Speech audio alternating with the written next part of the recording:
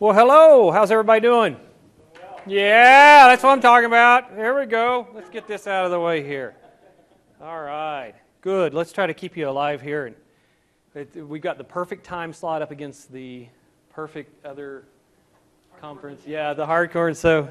But I really appreciate you guys all coming out for our little thing here. My name is Lonnie Buchanan. I'm the Director of Enterprise Architecture for Intermountain Healthcare. This gentleman right here on my right hand, this is Mr. T.J. Harrison. He is an enterprise architect specializing in telehealth and teleservices for Intermountain Healthcare. You got my presentation up there? Rock on. So first of all, let me tell you something about T.J. He has worked really, really hard on this slide deck, and I'm pretty much winging it, right? Excellent. That sounds perfect. Okay, so first of all, let me ask you guys. What happens now is Microsoft. See, my audio guy just left. This is where the Microsoft guys get real nervous because you see I'm not behind there anymore because I don't want this to be like a regular presentation or anything. So we'll try to be a little bit interactive a little bit. So let me ask you guys something. How many people here have ever been sprayed by a skunk? There you go. How many people in here have been sprayed by a skunk more than twice? Yeah. Now, what does getting sprayed by a skunk have to do with healthcare? In particular, telehealth care. It stinks, okay? And that is the state of most current telehealth care today in the United States, okay? I just got off a phone call just a few minutes ago discussing this. See how I just pace and I make everybody nervous? Isn't that great? And most of my problems have nothing to do with technology because the technology is there. You can just make it happen.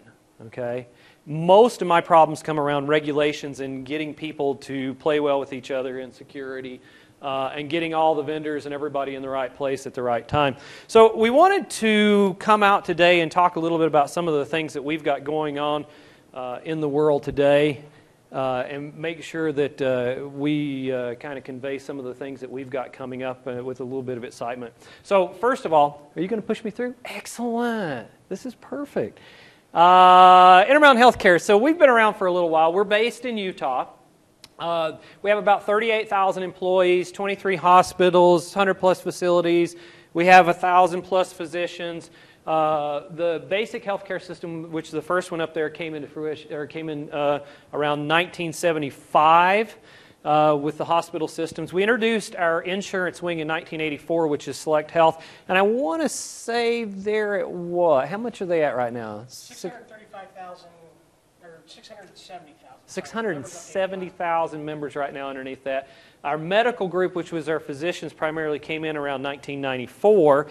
We have our own home health. We have our own air wing. We're a truly integrated system. And because of that, we get to do some unique things that are a little bit different. So in my world, I oversee architecture and telehealth development. About 6 months ago, I was tasked, didn't have a development team or anything, and I was tasked with actually building out a telehealth response. We had done some demo stuff in our labs, and actually we decided to go live with it. So everything that we're going to show you is up, productional, and running, and was built in less than 6 months. Okay, and that includes hiring the staff.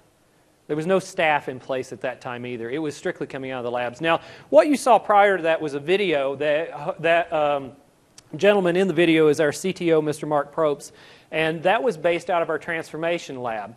About 4 years ago, up until about 4 years ago, I was the chief architect for Select Health, and our CTO asked me to come over and take over enterprise architecture. So at that point, there was he and I and a couple of other guys, and we kind of had a little broom closet and some soldering irons, and both of us have an electronics background. Since then, we have built the multi-million-dollar facility that we call the Transformation Lab that you've seen the pictures of. Yes, we do have mills. Yes, we do build our own devices in there. Yes, we all own multiple patents in there. We have built some really fascinating things. We have an integrated circuit printing system. We do, the plastic mold. We do mold injection. We also do 3D printing. You've seen that watch spinning around. That is a hologram. We brought that one out of Europe, and so those are some of the things that we've got. It's been quite a ride, but. What keeps me? Everybody always asks that. You ever notice that? You ever have somebody ask you that question? How many people? Because I like the interaction stuff. I come back out around here like this. How many people have people say, what keeps you up at night? You ever heard that question? What keeps you up at night? What do you worry about? And I'm like, why do you even worry about that? You want to know what keeps me up at night? I'll tell you what keeps me up at night. Here's what keeps me up at night. The World Healthcare Organization says that in 2012, their numbers predict that 6.6 million children die a year under the age of 5. That keeps me up at night. Because 3.3 million of those died under situations where there was something that could have saved their lives. And in most cases, they're technology-based. That's what keeps me up at night. Okay? I am in the business of saving babies. There you go, you're an IT guy. Yeah, I'm an IT guy. I make technology happen. Every time a physician walks into that EMR and performs an operation, I am in that room with him. Now, I may not physically be in there, but I'm in there in that equipment. I'm in there in every electron flowing through that electricity to make sure that he can do what he needs to do. Okay? I am in the business of saving babies. So saving babies is a big deal for me. Now, I'm probably the last of the bleeding hearts. The other thing I wanted to do is I wanted you to leave this meeting with something in your head. And I was like, well, what am I going to tell them? Remember whenever you were little? Remember somebody would say a song and you would repeat the song over and over again and you say, how irritating is that? You remember this song? It says, I'd like to teach the world to sing in perfect harmony. You remember that? It used to be the Coke commercial. Now that's stuck in your head because I'm the last of the bleeding hearts. And I really believe that commercial. I really believe that there is still opportunity in the world today to do some of these things. I don't believe in starvation. I think that we can fix that problem. I believe we can drastically reduce the mortality rate among children in the world. I honestly believe that. Okay? And that's why I'm in this business. And that's why I'm doing what I'm doing. Now, innovation laboratories. So we've got a high demand for quality. But we needed technology advances. And we needed to be able to demand for sustainable costs, so we also had a need for innovation solutions. And so what we did is we created the laboratories themselves. And within the laboratories, we're able to join with partners, join with physicians, join with people in the organization. Anybody in my organization that has an idea has a place to take it to. Okay? If they have something, we have a patent office that will stand up that patent. We have the lawyers that will put that patent through the copyright process, and you will actually become an owner of part of that patent along with us. We are that committed to it. You bring it into my labs, we have electrical engineers, we have mechanical engineers, we have people on staff that can make that thing happen. That's how dedicated we are to this. Okay? Give me another slide. Okay. Development focus. One of the other things that we didn't really talk about, especially in the software applications area, we also have a thing called the Homer Warner Center. It is a center for research that is staffed with informaticists where they're doing all kinds of genomic research and all kinds of big data stuff and everything. We work very directly with them. So sometimes we have these people come up and they have these ideas about genes and things like that, and so we push in through the process. And so they're able to bring that forward also. Like we talked a little bit earlier about different technologies around the hardware and healthcare processes. And then also we've got technology partnerships. Within our laboratories, we have partnerships with many different vendors that... do we have a slide with the vendors' names? We don't have one open. And so these vendors, in many situations, come in with ideas where either one, that they need to put it in a clinical situation. My office is 400 feet away from the largest hospital on the West Coast, okay? 800 feet away from that Homer Warner Center. Okay? It's within walking distance. We have a bridge between our office and the hospital itself that we just walk across the bridge. So that puts that into perspective for the vendors. The other thing sometimes happens with vendors is sometimes you have vendors that want to work with another vendor, but because of different regulations or because of certain NDAs, they can't do it. We offer an environment where all of us can come together under different legal agreements and then create something together. So it's totally new. It's a different thing. And we've been very happy with what we've got going on. Once again, Intermountain Healthcare. Most of Intermountain Healthcare is actually, let's see, most of the population of Utah. You'll see the little red dots. That is primarily the population of Utah right there, around the Salt Lake area. Almost everybody's in one place. You see this? This is mostly desert. Rocks and desert, but there's people that live out in that rocks and desert, and there's not a lot of physicians that want to go out there. Okay? So telemedicine and telehealth became very, very critical for us as we began to explore the possibility, because we constantly have people. It's interesting, no matter what the disease is, it can happen anywhere, okay? It's not just happening in large areas and everything, but I don't have the specialist out in here. So telehealth became very, very critical for us, and we started looking at how could we reach them and how could we get people out in that space. What's our next one here? That's where we're just talking about some of the rural physicians. So we've got hospitals across the entire state, or facilities across the entire state, and we also have a major Native American reservation that exists also in the state of Utah. So these become very, very critical for us. As we begin looking, here's another thing that is very unique about the Utah area. Most of you, how many people here live in a very rural area? Anybody live in a very rural? Let me tell you a little bit about a very rural area. The first thing most people realize in a very rural area is you may not have internet. That's pretty shocking. Huh? Most of you kind of take your internet for granted. You may not have internet in many of these places. There are some places you may not have electricity even. We have situations like that. Yes, it still does happen in America. Okay? Remember I talked about saving babies? Okay? Third world nations aren't that far away. Okay? And I can tell you stories that will make you cringe. This limited infrastructure is very, very critical for us. Okay? Just to get a line down in some of these places, we may have to go through co-ops, we may have to bring special grants, we may have to do all kinds of very unique things to get to these hospitals in some of these areas. So we don't have the luxury of running dedicated pipelines for video connections. Okay? Everything that we do, we have to take into account every bit that's shoving down that line. And let me tell you something else. You may not know this, and I can't remember exactly where I get my facts from. Sometimes I just pull them out of my head and throw them out there to see if you think they're actually real or if you're actually paying attention. They recently announced 60% of everything that's running up and down the internet right now are bots. Do you know that? You're only 40% of the internet means anything. Okay? That's a pretty scary thing. So there's 60% is bots. So if 60% of my dedicated line is being clogged up with analytics, I've only got 40%, so I just channeled it down some more. By the way, sometimes try to watch Netflix on 256K DSL. Yes, they are still out there. Okay? And they're in such rural areas you may not even be able to pick up satellite reception. You're very, very limited. So you've got to be very, very careful what you're pushing down. Now, when we talk about that, we're still wanting to get video. We're still wanting to get audio. We still want to do that type of interconnectivity. Okay? Because I still got to get face-to-face with a physician.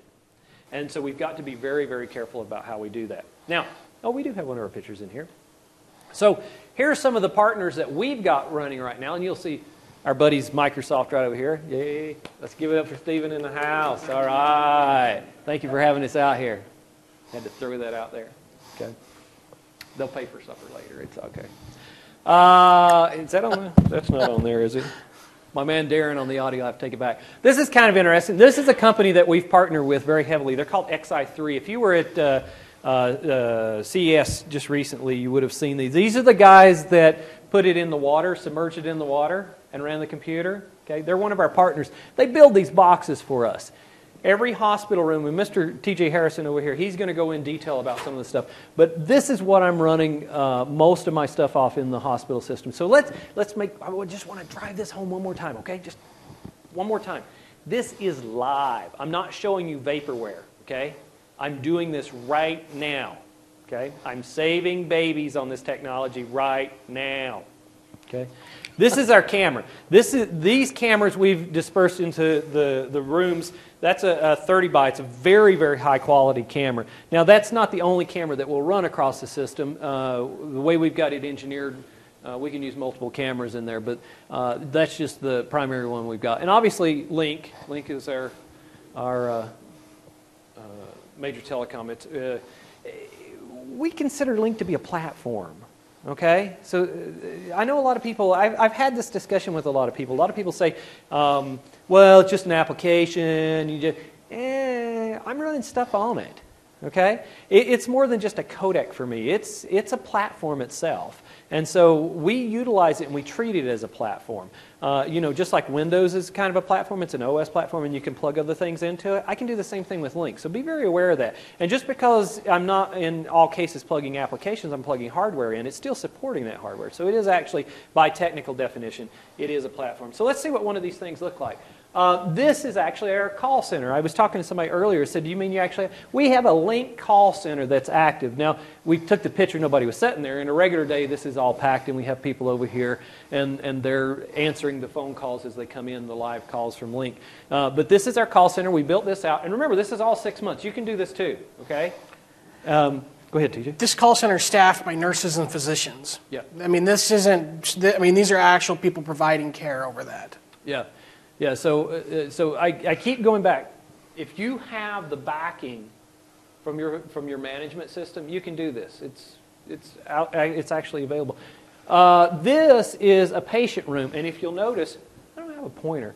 If you'll look right underneath the TV, you'll see that box. There it is. Look at that. That's at the end of my finger. That's technology. Yep. That's the box right there. So you say, how do you keep people from hacking it? Well, we've got it locked down and secure. There's no keyboard on it. We push the updates out to it. And I won't steal any of the thunder. Mr. Harrison will go through all that. The TV is integrated into the system. You'll see the camera up here alongside it, and there's actually a microphone associated with it. This is live right here. Okay. I'm doing it. Yeah, right up here. And because it's such a high-end camera, I think it's a little large. It's a little bit big. Because it rotates, it can zoom. It's a 30x camera. But we've got some other ones that are smaller. We've got some that we're looking at right now that are mobile, that we could actually deploy mobile. But the quality, TJ can tell us more about it. Why don't you just take it, TJ? All right. 99% of the rooms we have, that camera's mounted into the ceiling, so it only sticks out about 4 inches. This is one of the unique rooms where something in the ceiling, whether it was a hard ceiling or not enough space, prevented us from actually mounting it there. So we do a wall mount on this one. The idea for our camera placement is we put it as close to the TV as possible so that when you're having a face-to-face conversation with a physician, it actually looks face-to-face. You don't want to be having a conversation, your physician's looking over here, but you're sitting over here, right? Or the patient's not looking at you. I mean, we kind of took it from that perspective where everything we did, everything we designed in the system, we started with what does the patient see? What's that experience for the patient? Because ultimately, that's what this is all about, is the patient experience. Yes, that is an actual hospital room with our setup mounted. Yeah. When we're done, I'm going to steal some thunder. All right. When we're done, we have 2,800 normal patient rooms that this will be actually implemented across 23 hospitals. Okay, that does not include our EMRs. It doesn't include all our other. It doesn't include our home health distribution. That's just the primary thrust. ICUs also. So 2,800 of this particular setup right here. Okay. There's what she looks like. Okay. Now, of course, you don't see each screen at the same time. We just put them all on the same thing. This is actually it is a interface that's built on top of Lync. Lync is used as a platform. Remember I told you? This is the interactive part. Yes, we remember. All right. And so I'm not going to go into a lot of detail, but I'll let TJ take care of that. So the idea with this, it's an application that we wrote around Lync. We tried to keep the user experience as customized as possible across all of our experiences. We have a main services bar that you see over there on the left that brings up the People Finder, which that button brings up the Lync client so you can see all your contact lists. The next one we have a call room to where you can bring up your incoming queue to see what calls are in that queue and waiting for it. Remember, these are doctors and nurses sitting in a call center waiting to take calls. A clinician or a patient can punch a button on the side of their bed or a PC in the room and drop themselves right into a call. In our environment, if you're part of our critical care, meaning if you're in an ICU or some other point that requires instant attention, you jump right to the front of the service. Otherwise, it's first come, first serve. From a call center perspective, we also have a location finder, which you can see here, where each one of our enabled rooms you can dial into. In this case, shows all of our different ICUs at one of our particular hospitals. And then we wrote a room control outside of Lync that allows us to control the TV, the volume, and the camera controls all remotely. We wrote this outside of Lync because a lot of what we're doing involves multi-party conversations, and once you start doing multi-party conversations, you don't have the ability to control that camera anymore. The way we do it now, anyone in that conversation can control that camera. So if you're speaking with a specialist who wants to look at how bloodshot the patient's eyes are, he can zoom that camera in on the patient. When if you have somebody else that wants to look at a blotch on the skin, they can click the reset button or move the camera back to where they want to see on their arm or their face or their neck or something like that. Very simple to use application. It's an easy interface. Everyone that we've given it to has been able to adapt to it relatively easily. As Lonnie said, we are building a platform here, and as more of our services come online, services that are being designed right now, we add them to the base application. More buttons will pick up, things like that, based on who you are. You can be an administrator, that's going to have tiles all over the place. If you're only specific to one service, you're only going to see the one button. And remember, when I look at this is uber simple. In my head, there's so much more stuff that we've got going on that we're adding to this. And so what you're seeing is just the basic premise of what's coming and what can be done, okay? And I know a lot of people went, wow, that's cool and cool. This is just the beginning, okay? This is just the very fundamental stuff that you're going to see coming. Critical care. So you want to talk a little bit about critical care? So critical care medicine is one of the pilot services that we started out with, and what it focuses on is treating ERs and ICUs, specifically ICUs. There are patients that have to be watched constantly. When a patient is transferred into the ICU, they typically have to have a care plan and a physician and a nurse aware of that care plan within 60 minutes. It's a challenge in a busy hospital. You look in downtown Salt Lake at our flagship hospital, that's a lot of patients coming inside and out of that ICU. Rural facility, not so bad, but the idea is that we can supplement it if they do get overloaded with our virtual care center, which you saw a picture of, and the doctors in that center do that. It provides proactive rounding for the physicians. They can dial into that room, check on the patient, especially at night. When you're in an ICU or any hotel or any hospital room for that matter, at night, you're constantly being monitored whether or not you know it. Nurses will come in, check on you, doctors come in and check on you. They want to see if you're moving throughout the night. This system allows a non-intrusive way of doing that. So, a lot of times a nurse will knock in, turn the lights on, check on you, turn the lights off and walk out, and a lot of times that will wake you up. This system, there's no knocking. We just come in, we look at you, make sure you're rolling around, make sure your levels are okay, and then we pop out of the room. Easy peasy for the patient. We do compliance reviews. We have specialists who oversee care provided at a facility to make sure that they're, when we have sepsis patients, to make sure they're compliant with all the regulations that come down from the state and the federal governments around treating sepsis. Ventilated assisted pneumonia, when, your grandma goes in the hospital because she's got pneumonia and she's got ventilators all over. That's a very special care that has to happen with those ventilators. This system allows us to provide that care.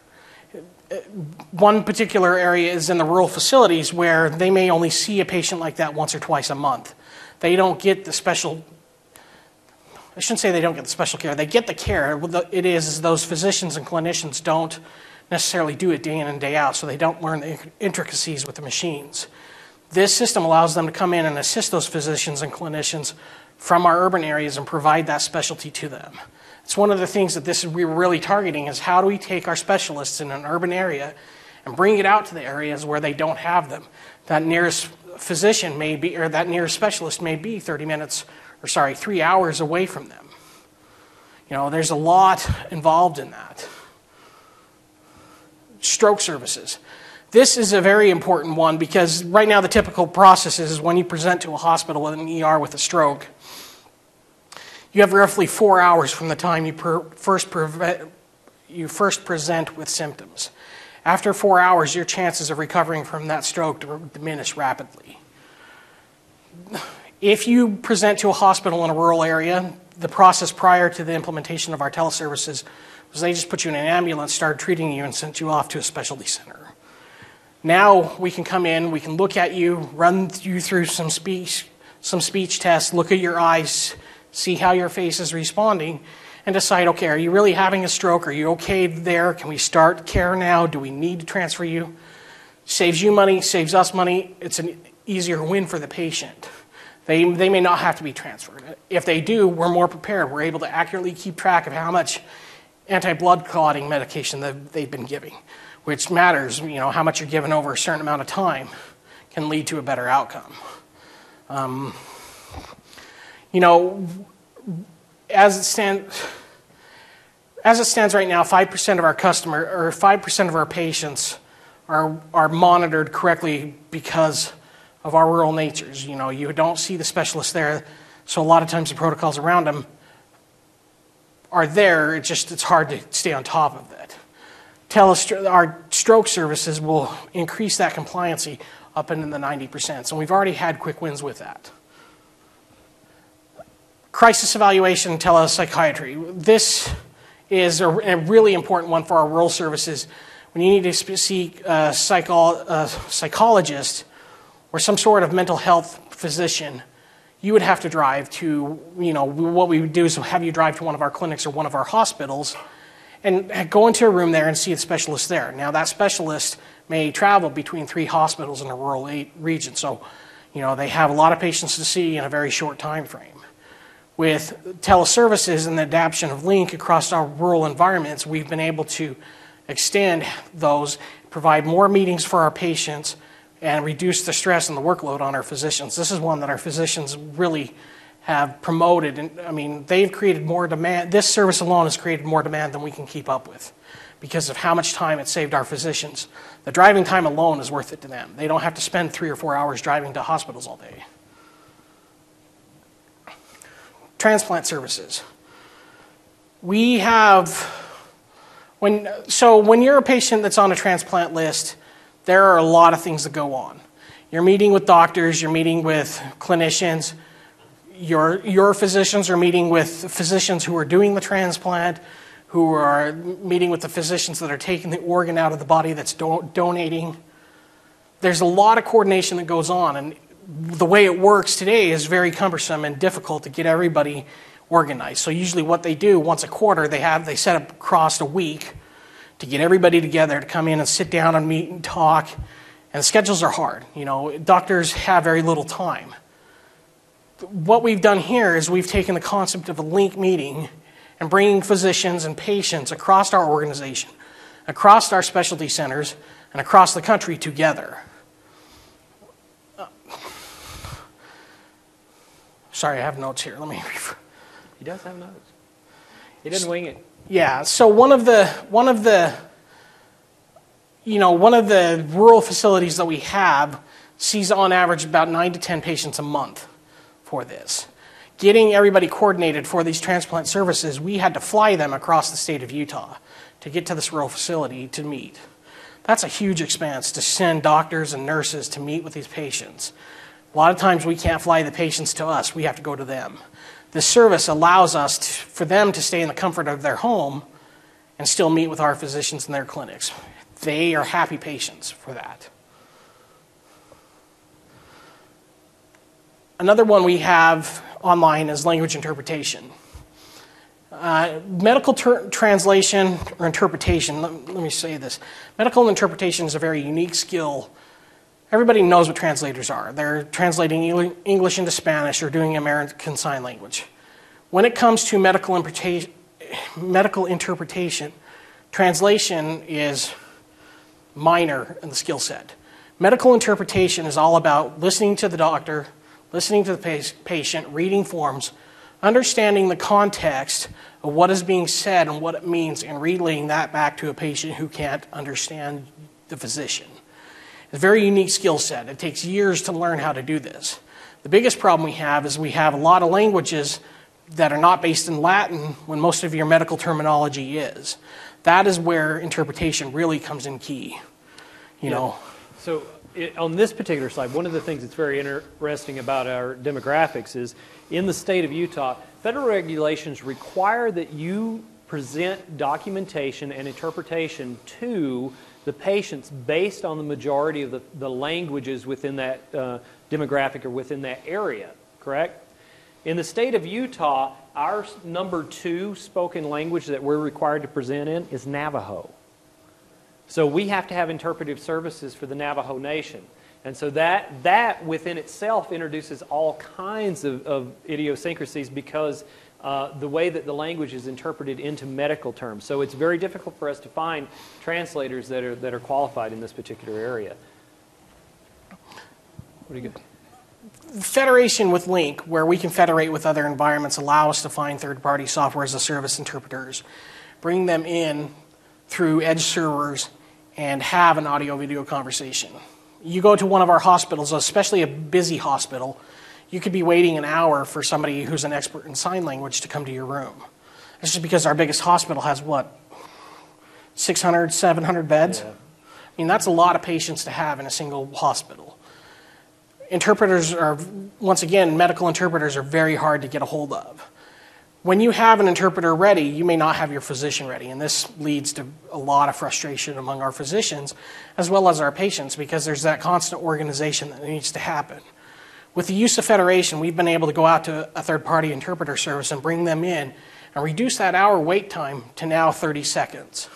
So the doctor is in there, he's ready to go, the patient's in there, the patient's family can be with them, they can all have a conversation so that that patient understands what's happening. That's something that we get with Lync. Prior to Lync, every vendor you went to had their own solution. So it's specialty hardware here and configurations on your network here. Oh, and you got to pay an extra money for this hardware and we have to update it every year and you have no control over it. And a lot of times you're only taking it out when you need it. It can sit in a closet so the batteries die. Staff don't remember to plug things in. There's a lot of things about that hardware that make it difficult to use on a routine basis.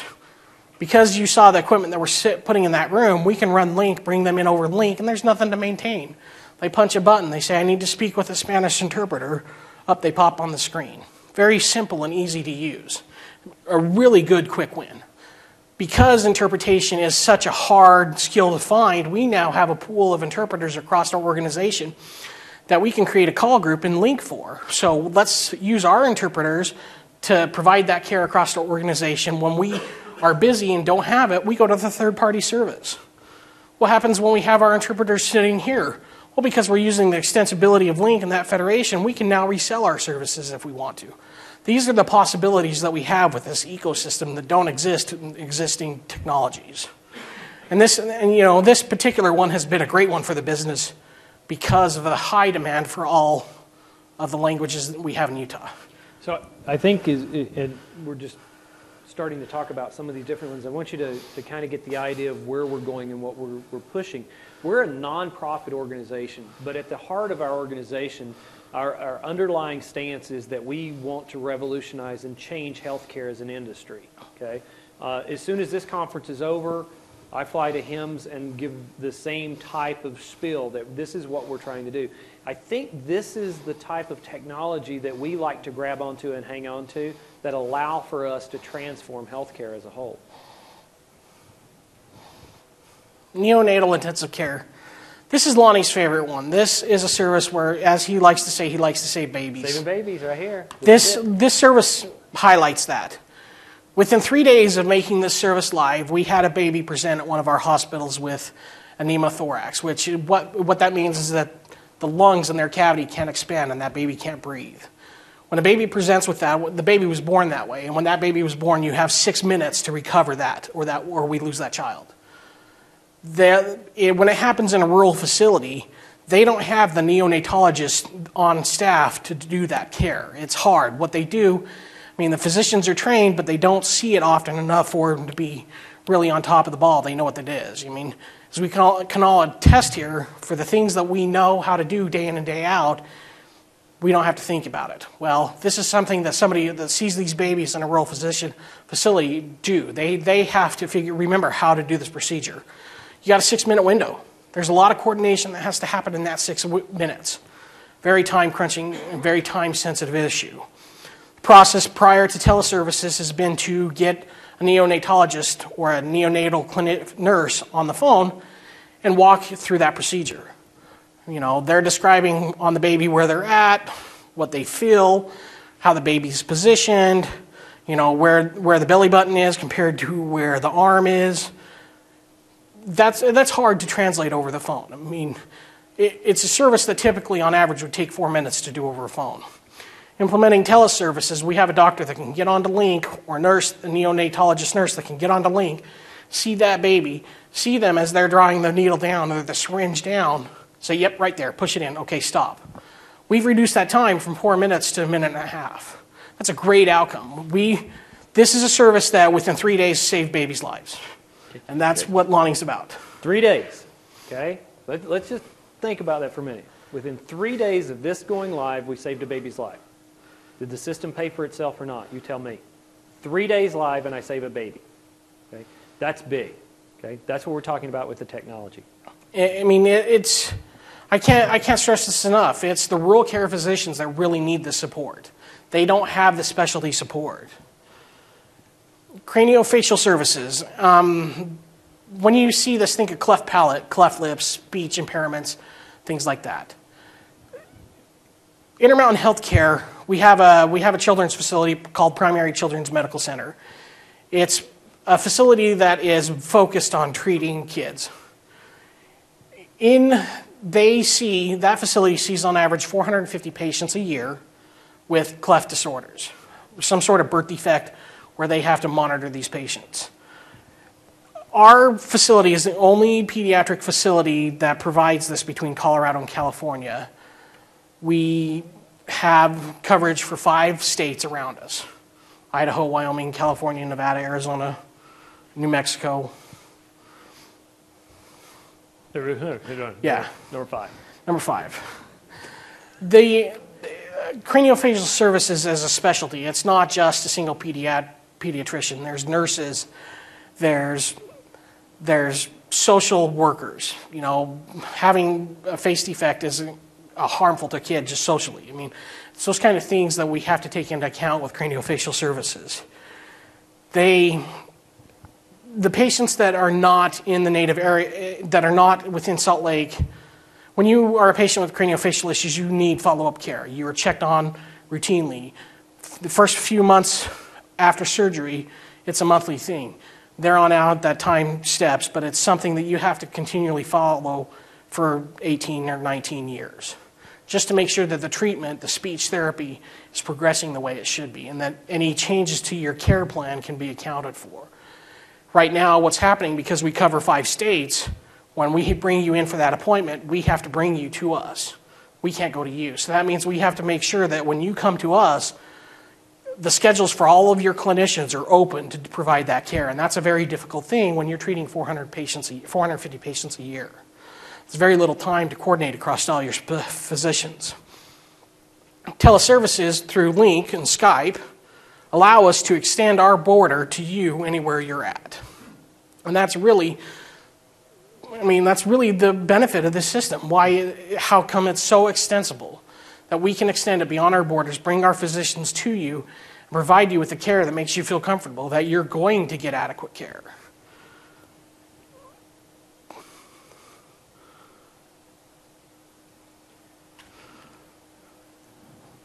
Rural care managers. So this is, as you can kind of see, it's all about, what we started with was all about extending our high-tech care into rural areas. Rural care managers specialize in following up with patients after they've had some sort of surgery or some sort of treatment plan in the urban area. Now they've gone on to the maintenance phase or the life phase at their home, and they still need the follow-up care, but they don't necessarily need to come into the hospital. Like our transplant services, this was another thing where we would bring you to one of our facilities in a rural region. You would meet with a care manager and then go home. That care manager, a single care manager, can cover 3 clinics over a 150-mile geographical area. It's a lot of area of traveling, and they're doing this all the time. This allows us to keep those care managers at a single facility and bring you in from any of our facilities or from your home and have that follow-up care. If you're a patient that is on an LVAD, a left ventricular assist device, kind of a stopgap measure till you get a heart transplant, right? There's very important care conditions around that. How you treat it, how you clean it, how you connect it, how you disconnect it, how you keep it on your system, how you keep it plugged in, what the battery levels are. Those kind of things require special care and routine follow-up to make sure that if you're not going to have a problem if something goes on with that device. And if there is a problem with that device, how can we get you the care and get you to a facility to where we can assist you better? This is something that Lync has done for us to where we can, once again, get beyond our borders and into your home and help you when you need that help. Even if it's just a few questions, hey, the machine's beeping. Is it okay? The fan is going a little high. Are we okay? Yeah, you're okay. Okay, you're cleaning things okay. You're disconnecting things okay. The hoses aren't kinked.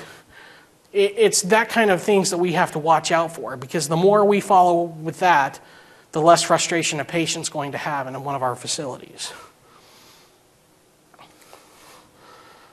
So it's not American Airlines, it's not Alcoholics Anonymous. This is about being able to, what I like to call the four A's. Anyone from anywhere, anytime on any device. That's our goal with this system. And that's a big mindset change for a hospital.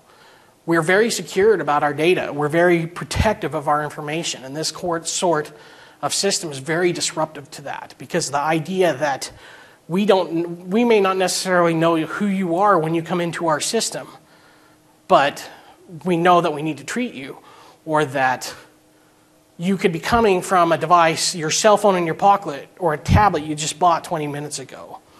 We don't control that. How do we know that any information we exchange with you is going to be safe? This really changes the focus of what we have to think about. The things that we're working on, contact centers. How we can extend those remote interpreters, those medical interpreters, and resell those services to other facilities. The Skype integration with video changes the game for us. That's the challenge right now. Skype's audio-based. Video will be coming up here in a few months. Really enhances the platform and what we can do with the services. HTML5, making it plug-in agnostic, will help us as well.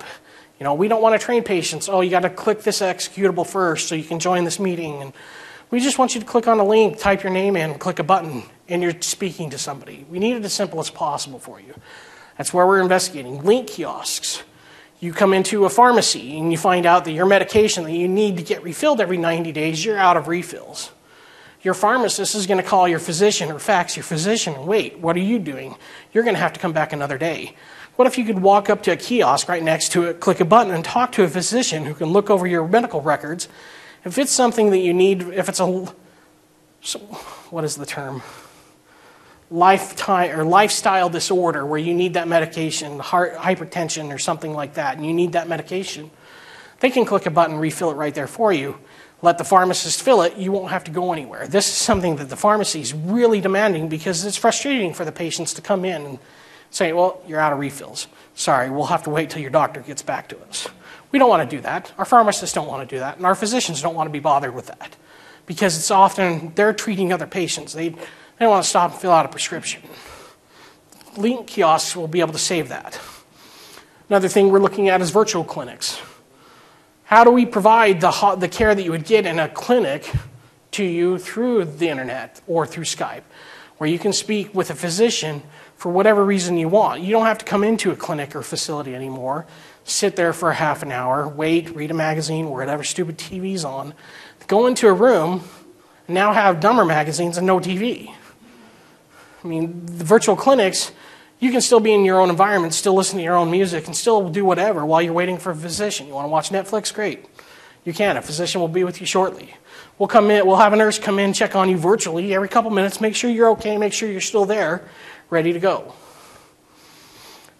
Lync web apps. Get away from that client aspect again. Get away from those plugins, things that we're trying to do there. Mobile phones. You want a doctor, you want to get a doctor wherever you're at. I'm in Vegas, I want to talk to my doctor. I've got something on my arm. I can show him on my arm with my iPhone. Why don't I have that option? And then setting aside Lync meeting rooms. In our transplant services is a good example where Lync meeting rooms can change for us. Rather than bringing everybody And we can set up rooms at every facilities where it's all there. All the information's there. They run in and punch a button. When they're done, we self-contain it, put it on a SharePoint, refer to that patient later, have a bundled package of documents, everything that was discussed, all of everybody's notes, the presentation, a video of everybody chatting, all in a single package thanks to Lync Meeting Room. Those are the kind of things that we really are striving after, which we'll start integrating over the next year. I mean, contact centers is going to be a huge one for us. That's going to have a lot of work for us. So I think one of the things that we really want to push is the interactivity and the way that we're changing healthcare away from the way a lot of technologies have moved from. So let me ask you a question here. How many of you are children of the 70s or the 80s? Okay, remember when we used to play with each other? Remember that? And your mom would throw you out in the yard and you had to make friends with everybody. Remember that? Yeah, you had to go outside. There you go. That's a shocking thing. Now, I know that I can't read emotion in an email. You get an email, you ever get an email and you're like, oh my goodness, this person is just furious with me. I cannot believe this. And then you call them up and you say, I'm so sorry, what did I do to offend you? And they go, I'm not mad at you. Because the email is cold, okay? Texts are cold, they're callous. What we're doing through this type of interaction is we're bringing people back together. And we're getting people to look at each other and talk to each other and actually interact with each other like what I'm doing right now. Remember I told you I don't like to be behind that. I like to be out here. I'm winging a presentation, you know, and so that gives us this interaction. So now we've all met each other. Now I don't know all your names, but we're all friends now, see? And so you can stop by and we're going to be somewhere after this somewhere and I have a bright purple shirt on so you'll know it's me. And so if you have questions and stuff, feel free to come and talk to me. But I think the biggest thing is it was somewhere between when we were kids and we grew up, we've lost that. We kind of got cold with each other and we kind of got callous with each other and that's not good. And it's not good for us as a people or where we're going in the world. And this puts a person's face. It puts a real person. When I save babies, I'm not saving numbers on a piece of paper. I'm saving real little kids that are going to grow up and do wonderful things in this world. And I think every child needs a chance to be able to do that. And that's why we're pushing for this type of technology. I make no money off of Microsoft. I make nothing. It's just a technology. But I did this in 6 months. I didn't even have staff. This is all rolled out and people are happy with it. And this is just the beginning of this type of thing. So if you're looking to do this type of thing, I'm here to encourage you more than any other thing in the world is to go do it. Get away from the text and all the stuff that bring you down. Take a few minutes every day. Take a few minutes every day and just try to do something to make this world just a little bit better. And I think that if we all got on the same base and we all tried to do that, man, we could make some awesome stuff happen in this world. So with that said, and on behalf of my friend Mr. T.J. Harrison there, I want to thank you very, very much for taking a few minutes and coming and spending some time with us. We'll be here. We'll take questions. If you have questions, we'll be more than glad to visit with you. We have business cards if you need to follow up. If you, I don't know, if you want to Skype with me sometime, I'll Skype with you, okay? That's even better. Yeah. So, questions. I have a question right here. And wait, what's your name? My name's Ansley. I'm with Smart Technology. Ansley. Oh, yeah, we've met. Okay. And I originally come from the South. Oh, I like the South.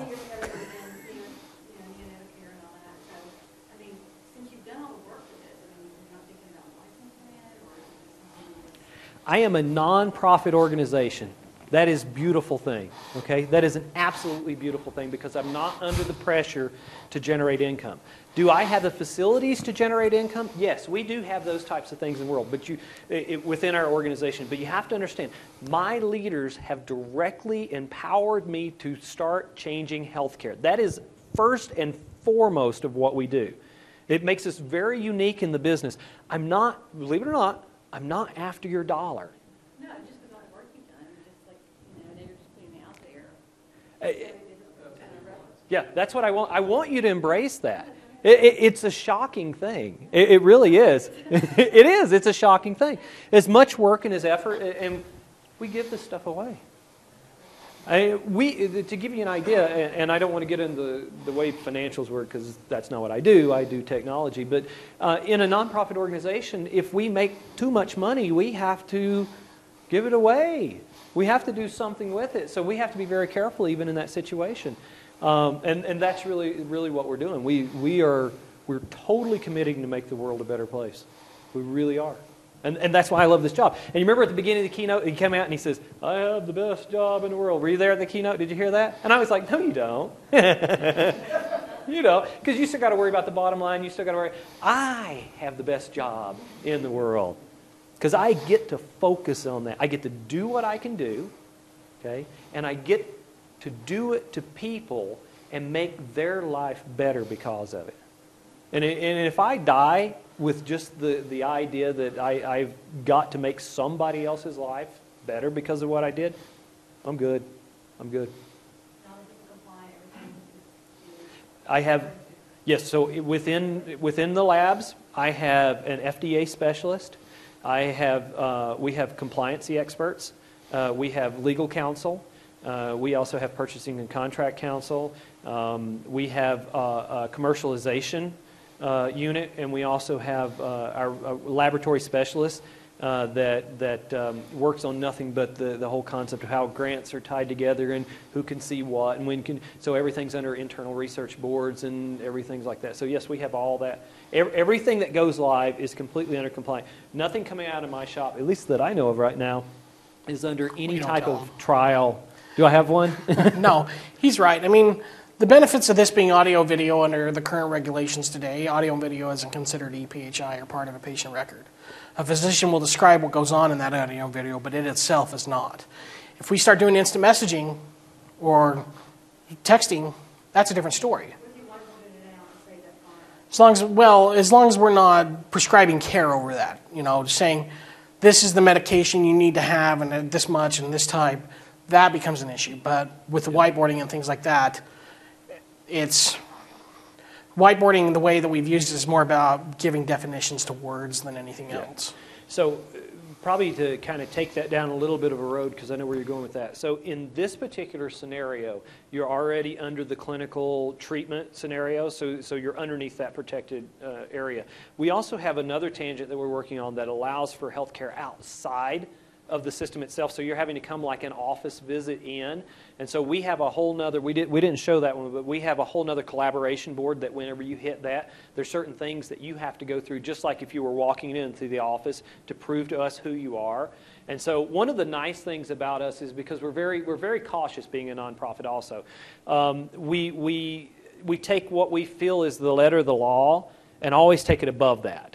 That's one of our rules. We always take it higher. So that way if we actually miss, we fall back to the letter of the law. So we always go higher. So when we released that particular scenario, we were very cautious of making sure that we know exactly who you are, being able to record that information. There's a whole series and steps of things that go behind that.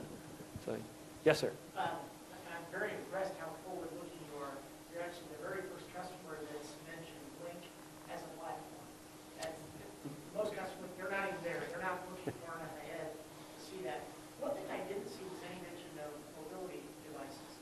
Are your doctors using iPads, Androids, phones for their patients? Yeah, so here's the beauty of where we're going. So the first thing we needed to do was deploy into the rooms themselves, because we needed to be able to adjust the cameras and the mics and all that. And so in the initial thrust, not everything was in the web interface. As you know, the first thing that we had to use was we had to get a client that was deployed on a machine that could do all those types of things.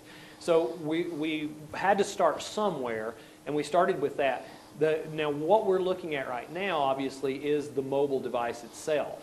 And so with Skype and Lync integration, yes, that is there. Can we do it? Yeah, we can. We've been doing it with the Lync clients internally, but it's been more physician-to-physician contact mainly because we don't have a way to do unauthenticated users across the Lync client yet. So I imagine we'll have that problem solved in the next few months. So we were showing this. We have an office that sits in downtown Salt Lake, and TJ and I were down there showing it in one of our business units when it first came out. And we had one of our developers with us. And he was running, he just used a regular laptop with a web camera. He brought it up and was running it. We were running across wireless, across that building's wireless internet connection. We had connected to a hospital that's probably about 50, 60 miles away with their room, and we're interacting with them. And TJ pulled up his phone and went live on his phone and come into the interaction. So we had all three of those running in real time at the same time. And remember, no fancy network tricks either. Now, no QoS, nothing applied to this phase. Now, I will tell you one area that I cheat. What I didn't tell you about TJ is he's a network expert. So if we were to run up against those, he would fix them for me very quickly. So, but so that's a cheating area. Yes, sir. I came in a little bit late, so I apologize. How did you guys land on Lync? What made you go with Lync? So what I covered to begin with was I'm the director of enterprise architecture. So all I had was architecture and a whole bunch of architects. And architects sit around, and their whole idea is to establish strategy to business and be able to deploy that. So I'm really, really big into architecture. But what happened was the organization as a whole had to have something that happened very, very quickly. And sometimes when they have things that have to happen very quickly, they'll bring them to me. And so I work directly for the CTO and the CIO. And they said, we want you to do telehealth services now. Go. Well, the first thing that happened was I knew I needed to get something because I was having people tell me we need to do our own codec, we need to do all this, and I was like, oh, I don't know what we're going to do. This sounds really bad. We were looking at some different technologies. And this is one for the Microsoft people in the room, okay? This day one I'd been handed this. I had no team. I had no developers. I didn't even have TJ in the position. I had nothing, okay? I go down, Microsoft had called me and said, hey, we want you to take a look because you guys are going to upgrade from your IM to the next version of Lync. I went, oh, okay. So I go down, and they had like 4 laptops all put together, and they put some headphones on us, and all of a sudden we were linking. And I was like, well, why do I want to go build something? Because these guys already have it, and I own it.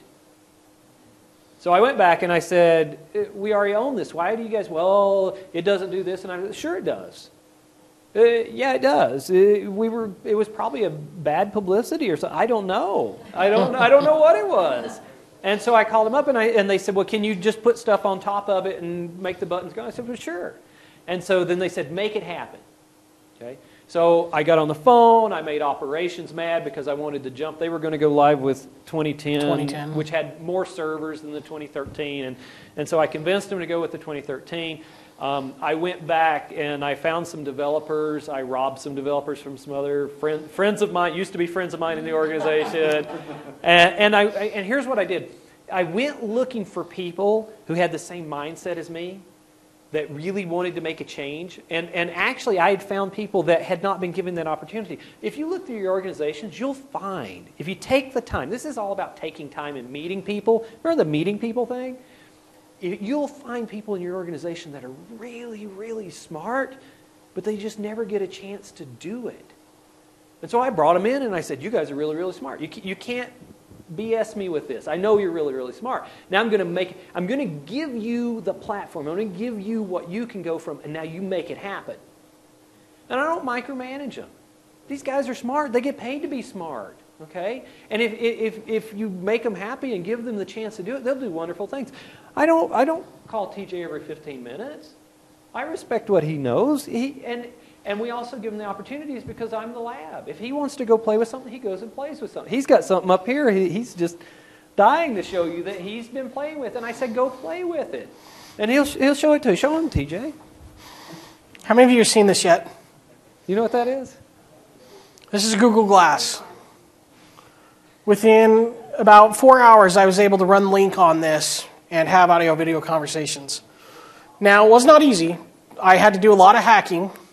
Had to call up some Android developer friends of mine to help me figure out how to get Bluetooth keyboards working on it, how to sideload applications. But I was able to do that in a few hours. Now, from an initial 4 hour worth of investment, it shows me that it's possible that I can now tie it into our teleservices with some more development time. If there's APIs around the mobile client, now I just need to figure out how to auto-answer those video calls. So I don't need that keyboard interaction anymore. I just, okay, Glass, launch conversation, and off it goes, right?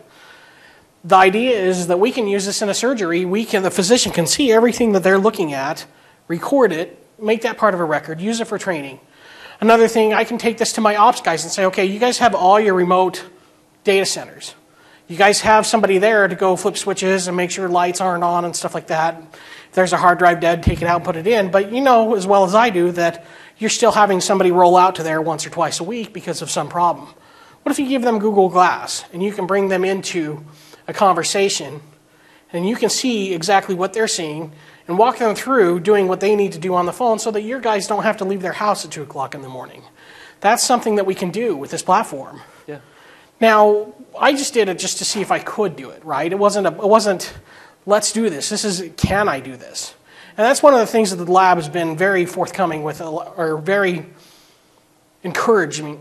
I guess encouraging is us to do that. I could never do this when I was in operations. Getting Google Glass alone, I didn't have the connections. Even if I could get it in, I would have to go through years of security reviews to bring something in like this. I don't have that restriction anymore at the lab. So I know that wearable devices can become part of our teleservices platform with just a little bit of effort. Yeah. Now, are the glasses there yet? No, not yet. There's still some problems with them. They'll get there. Other devices are. I'm sure Microsoft, even though they have not announced, has something like this. I wouldn't put it past them. Hint, hint, if they do, we'll test it out. We're available. We're available. But you understand, I spend a little bit of money on something like that. People go, well, they're so expensive. What if he gets that to work? And I deploy that. Oh, my goodness.